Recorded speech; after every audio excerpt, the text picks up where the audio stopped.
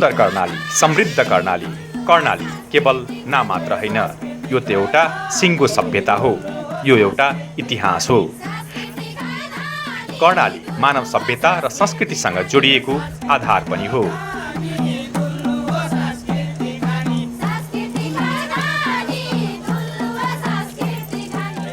कर्णाली भन्नासाथ हामी कर्णाली नदीलाई सम्झन्छौँ, मनन गर्छौँ, आनन्दित हुन्छौँ। वास्तवमा यो नदीसँग जोडिएको सभ्यता पनि हो। तिब्बतको समुद्र सतहबाट 3962 मिटर उचाइमा रहेको माप्चोचोङ्गो नामको हिम नदीबाट निस्केर मानसरोवर ताल नजिकै रहेको रक्को सरोवरमा मिसिन्छ। त्यसपछि नेपालको मुगु जिल्लाको करन खोला अथवा मुगु कर्णालीसँग मिसिन्छ। मुगुमा रहेको करन खोलाको नामबाट नै यसको नाम कर्णाली रहन गएको अनुमान गरिएको छ र यसैको नामबाट कर्णाली प्रदेशको नामाकरण पनि गरिएको छ।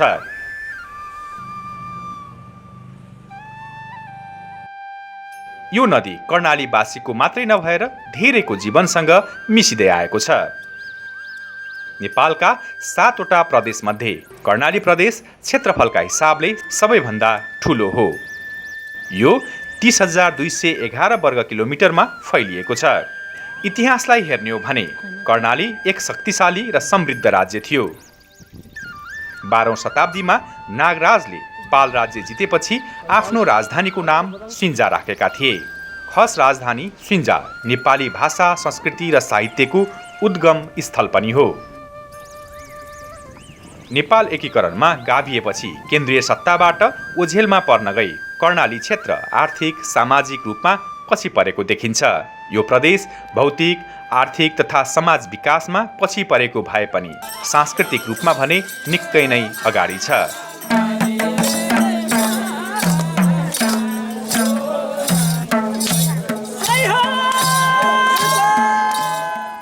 प्राकृतिक सुन्दरताले सजिएको यो प्रदेश पौराणिक, ऐतिहासिक, धार्मिक, सांस्कृतिक सम्पदामा निकै धनी छ।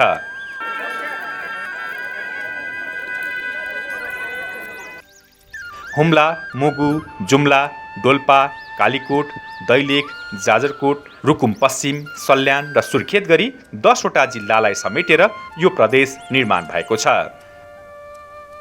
सुर्खेतको वीरेन्द्रनगर राजधानी भएको यस प्रदेशको पूर्वमा गण्डकी प्रदेश, पश्चिममा सुदूरपश्चिम प्रदेश, उत्तरमा छिमेकी राष्ट्र चीन र दक्षिणमा लुम्बिनी प्रदेश रहेका छन्।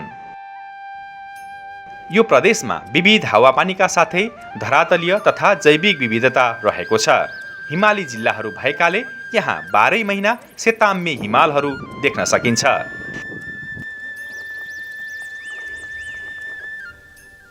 जडीबुटी र खनिज सम्भाव्यतामा पनि धनी छ यो प्रदेश।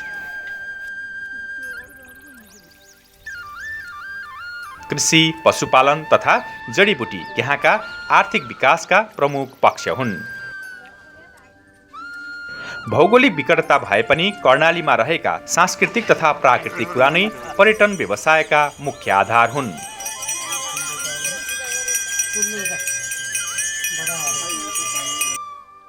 खस भाषाको उत्पत्ति भएको जुम्ला प्राकृतिक रूपमा निकै सुन्दर छ। नेपाली भाषाको उद्गम थलोको रूपमा रहेको यो जिल्ला सांस्कृतिक कुराहरूमा पनि निकै धनी छ। विभिन्न जात जाति, धर्म, भाषा, साहित्य, कला, संस्कृति एवं धार्मिक सद्भावका लागि कर्णालीमा गाइने गीतमा छुट्टै मिठास छ। यस प्रदेशको डोल्पा जिल्ला क्षेत्रफलका हिसाबले नेपालकै सबैभन्दा ठुलो जिल्ला हो। डोल्पामा फोक्सुन्डो ताल र से फोक्सुन्डो राष्ट्रिय निकुञ्ज मुख्य पर्यटकीय स्थल हुन्। यार्चाकुन्बु, हिमाल र चौरी यहाँका मुख्य चिनारी हुन्। हिन्दू धर्मावलम्बीहरूको त्रिपुरा सुन्दरी मन्दिर र बौद्ध धर्मावलम्बीहरूको से गुम्बा यहाँका प्रसिद्ध धार्मिक तीर्थस्थल हुन्। यहाँ थुप्रै हिम श्रृङ्खलाहरू रहेका छन्। यो जिल्लामा विविध भाषा, कला, साहित्य, परम्परा, चालचलन, मान्यता, चाडपर्व लगायतको अस्तित्व छ। विभिन्न भाषा बोल्ने समुदाय रहेकाले जातीय परम्पराहरू अलग अलग छन् र संस्कृतिमा पनि विविधता छ। कुनै पनि विभेद नहुने अवस्थाको सिर्जना डोल्पाको सांस्कृतिक पहिचानले देखाउँछ।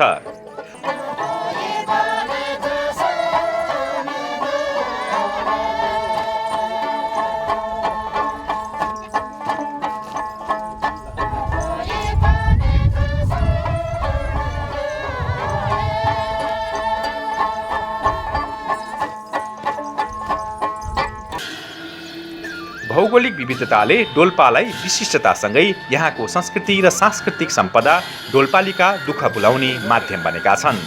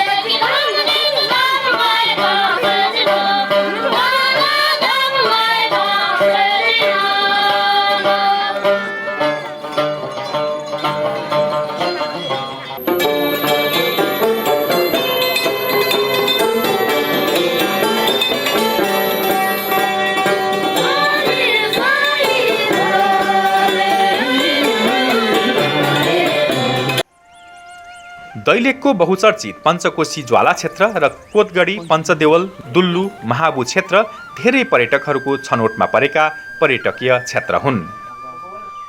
धार्मिक, ऐतिहासिक, सांस्कृतिक तथा पुरातात्विक महत्त्वका हिसाबले दैलेख महत्त्वपूर्ण जिल्ला हो।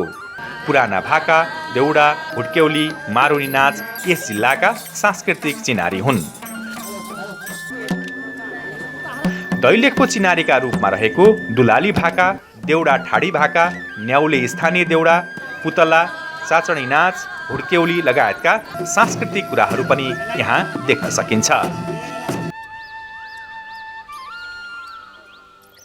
विशेष गरी पूजाआजा पर्वहरूमा पनि भजन कीर्तन गरेर यहाँका सांस्कृतिक कुराहरू जीवित अवस्थामा राखिएका छन्।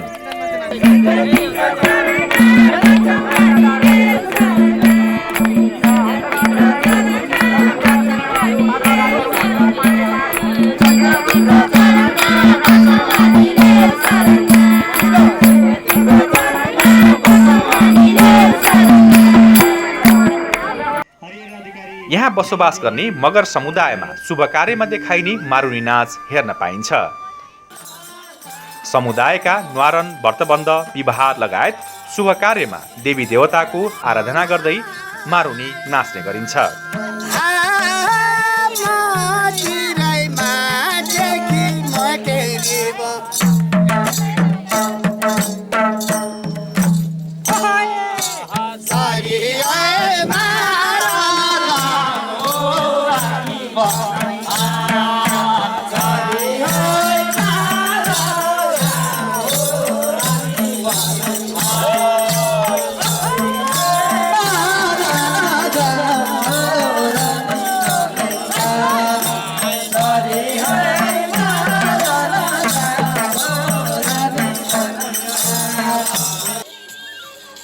विभिन्न समुदायका व्यक्तिहरूको बसोबास रहेको यस जिल्लामा अनेक संस्कार, संस्कृति तथा अनेक अन्य सांस्कृतिक झलकहरू देख्न पाइन्छ।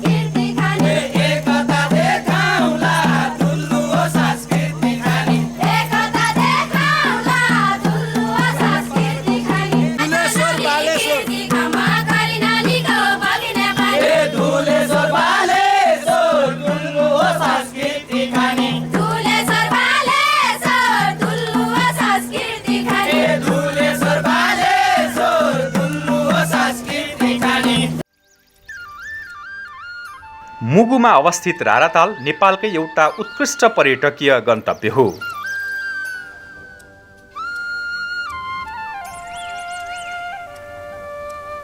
यो तालको सुन्दरताले सबैलाई मोहित बनाएको छ। आफ्नो जीवनकालमा एकपटक पुग्नै पर्ने तालको रूपमा पनि धेरैले यसलाई चिन्दछन्।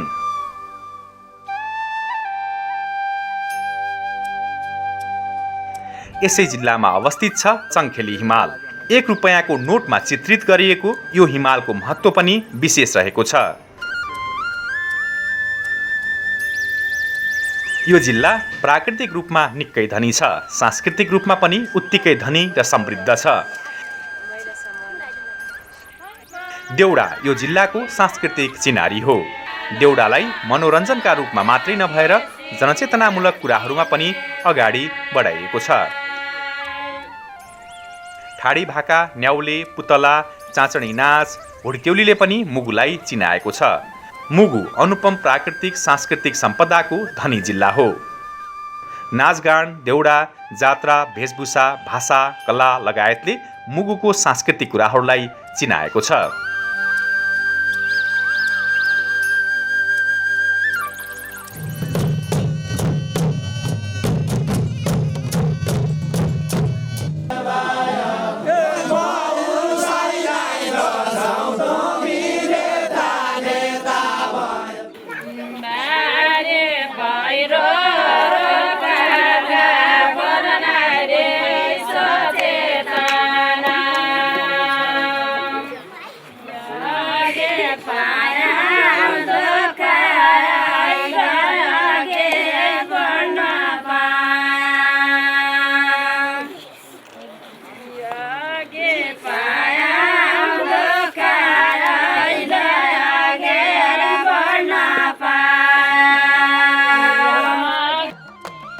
रुकुम जिल्ला सांस्कृतिक विविधताको खानी हो। यहाँका स्थानीय कला संस्कृति, स्थानीय झाँकीहरूले पर्यटक भित्र्याउन ठूलो मद्दत पुग्न सक्दछ। रुकुममा विभिन्न जात जाति, वेशभूषा, भाषा, संस्कृति, चाडपर्वमा विविधता रहेको छ।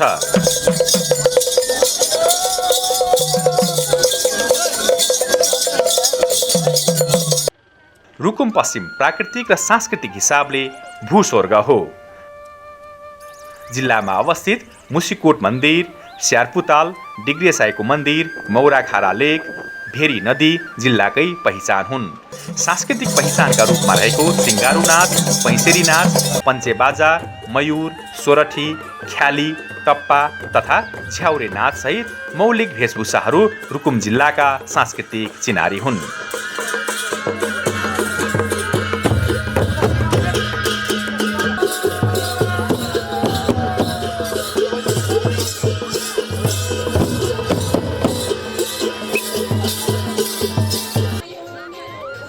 जिल्लामा उल्लेख्य रूपमा मौलिक लोककला संस्कृतिहरू रहेका छन्।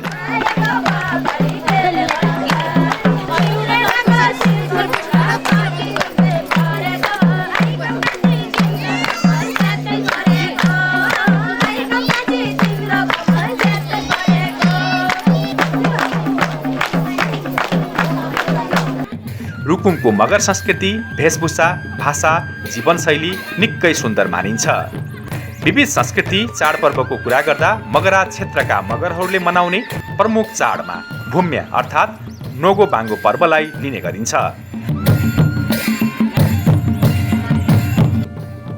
रुकुमको सांस्कृतिक नृत्यहरू सबै सामूहिक हुन्छन्।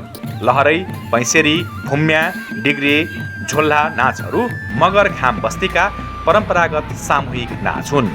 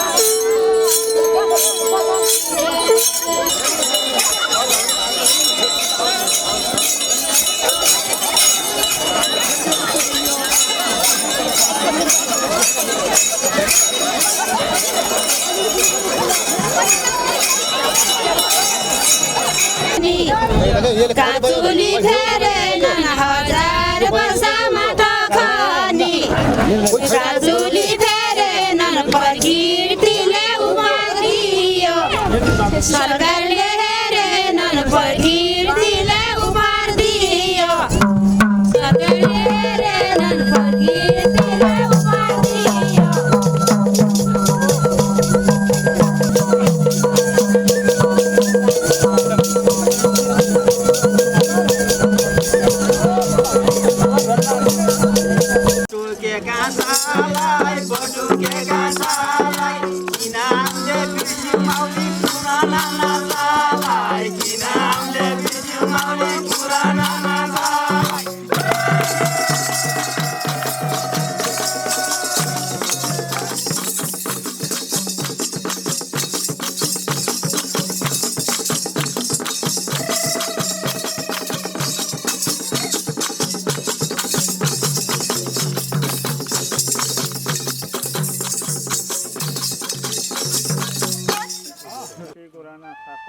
अग्ला पहाड, हरियाली जंगल र बीचमा नीलो आकाश झैं दक्षिणतिर फैलिएको मनै लोभ्याउने सल्यानको कुबिन्डे दह प्राकृतिक सौन्दर्यले भरिपूर्ण पर्यटकीय स्थल हो।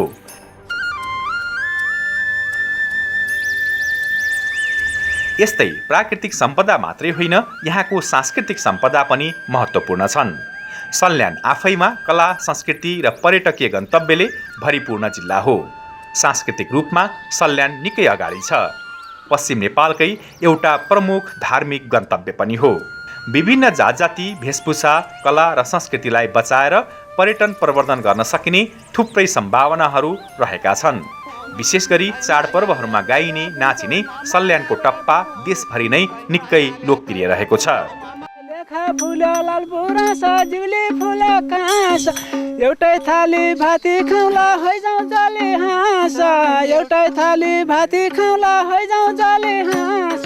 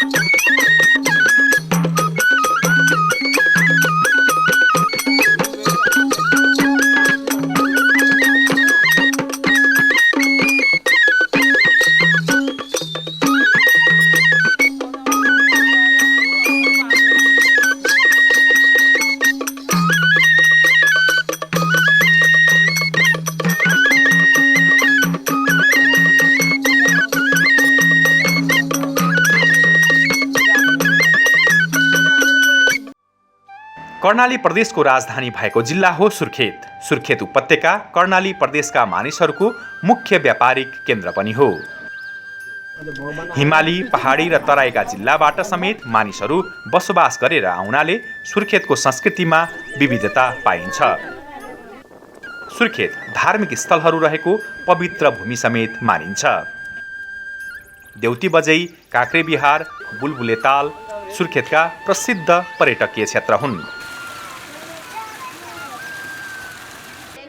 यस जिल्लामा सोरठी, पैसेरी, सिङ्गारू नाच, धामी झाँक्री लगायतका सांस्कृतिक कुराहरू पाइन्छन्। यी सांस्कृतिक नाचहरू यस जिल्लाका पहिचान हुन्।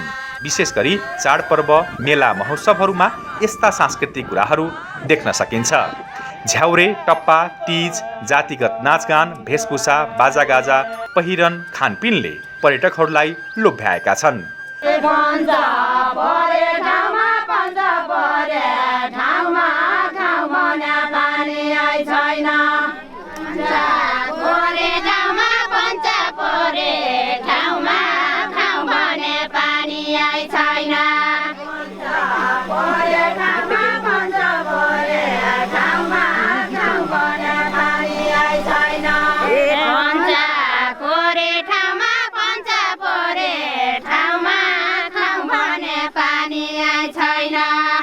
पञ्च परे ठाउँमा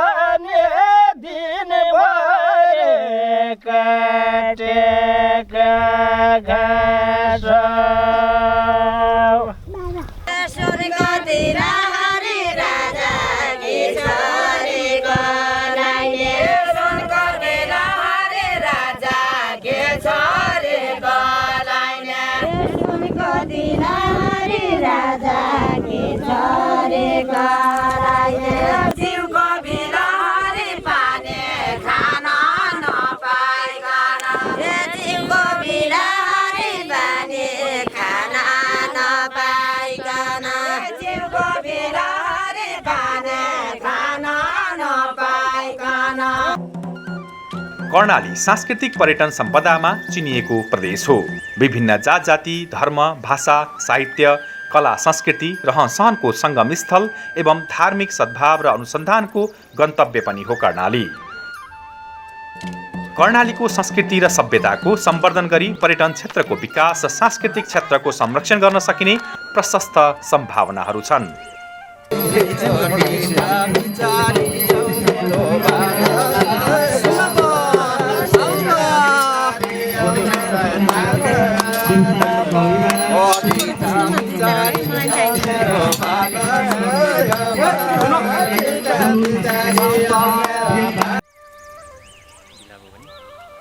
भौगोलिक विकटता र संस्कृतिको प्रचार प्रसार, शिक्षाको कमी, हौसला र आवश्यक बजेटका कारण समग्र कर्णालीको संस्कृतिलाई सोचे जस्तो रूपमा संरक्षण सम्वर्धन गर्न सकिएको छैन। तथापि यहाँका थुप्रै प्राकृतिक, धार्मिक तथा सांस्कृतिक गन्तव्यहरूलाई जोगाएर पर्यटन व्यवसायलाई अगाडि बढाउन कर्णाली प्रदेशको उद्योग, पर्यटन, वन तथा वातावरण मन्त्रालय लागि परेको छ।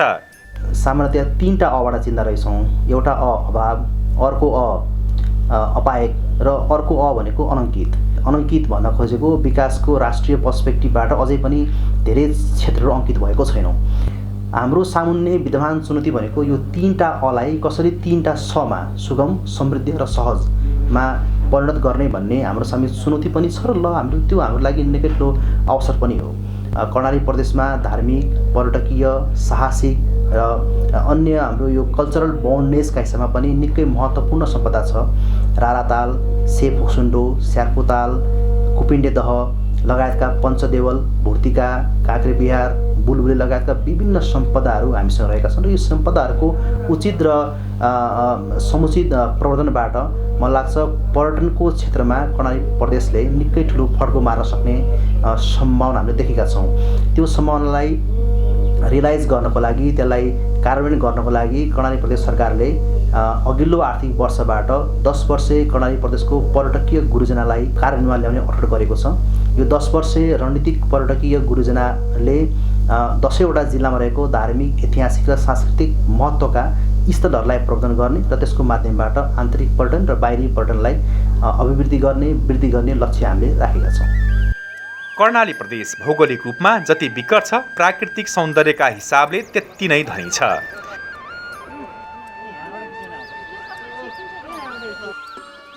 धार्मिक, ऐतिहासिक, सांस्कृतिक तथा पुरातात्विक महत्त्वका हिसाबले पनि विशिष्ट छ कर्णाली।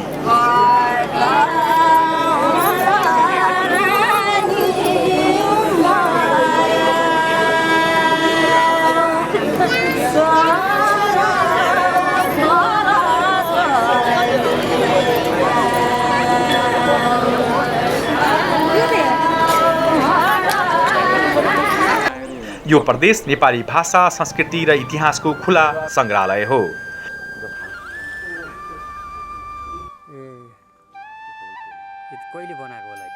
हुम्लाको सिमकोट, डोल्पाको फोक्सुन्डो ताल, जुम्लाको सिन्जा उपत्यका, मुगुको राराताल, कालीकोटको पचाल झरना, रुकुम पश्चिमको स्यार्पुताल, जाजरकोटको दरबार, सल्यानको मालिका, दैलेखको महाबुधाम, सुर्खेतको काँक्रेबिहार यहाँका प्रमुख पर्यटकीय गन्तव्य हुन्। चन्दननाथ, त्रिपुरा सुन्दरी, पञ्चकोशी, से गुम्बा, देउती बजै यस प्रदेशका प्रमुख धार्मिक क्षेत्रहरू हुन्।